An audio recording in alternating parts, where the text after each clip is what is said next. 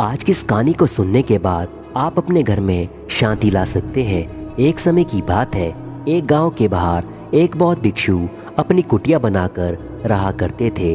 बौद्ध भिक्षु बहुत ही बड़े ध्यानी और बुद्धिमान व्यक्ति थे।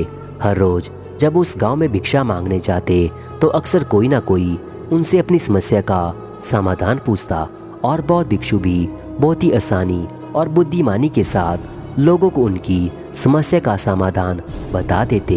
ऐसे ही एक दिन भिक्षा मांगते हुए वो उस गांव के सबसे अमीर व्यक्ति के घर पर पहुंच गए।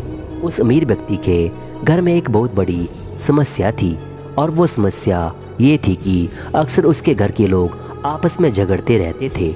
घर में शांति और आपसी भाईचारे की बहुत कमी थी। इस बात को लेकर वो अमीर व्यक्ति बहुत ही परेशान रहता था। अमीर व्यक्ति ने बौद्ध भिक्षु की बुद्धिमानी और समस्या को सुलझाने की उनकी काबिलियत के बारे में बहुत सुन रखा था। तो जैसे ही उसने बौद्ध भिक्षु को अपने घर के दरवाजे पर खड़े देखा तो उसने दौड़कर उन्हें अंदर बुलाया और अपने नौकर को भिक्षा के लिए कुछ भोजन लाने का आदेश दिया।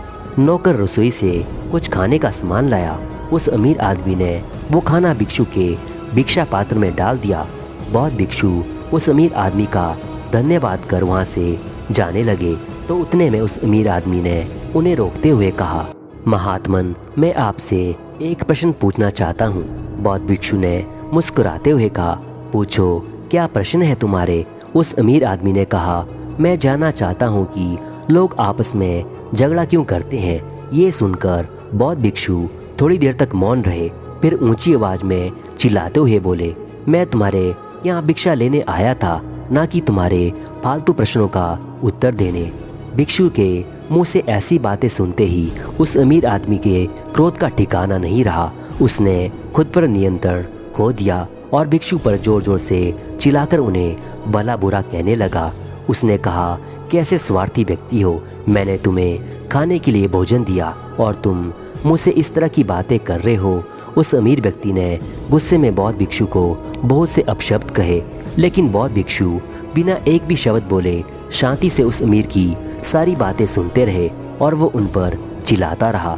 लेकिन थोड़ी देर बाद जब वो व्यक्ति शांत हुआ तो बौद्ध भिक्षु ने मुस्कुराते हुए कहा, हे राजन, जैसे ही मैंने तुम्हारे साथ बुरा बर्ताव किया तुम्हें क्रोध आ गया और क्रोध में तुमने मुझ पर चिल्लाना शुरू कर दिया, और अगर उसी समय मैं भी तुम पर क्रोधित होकर चिल्लाना शुरू कर देता तो हमारे बीच बहुत भयंकर लड़ाई हो सकती थी। असल में क्रोध करना ही सभी लड़ाइयों की जड़ है। जब एक व्यक्ति क्रोधित हो और दूसरा व्यक्ति भी क्रोध में उसी बातों का जवाब देना शुरू कर दे तो लड़ाई का बढ़ना निश्चित है।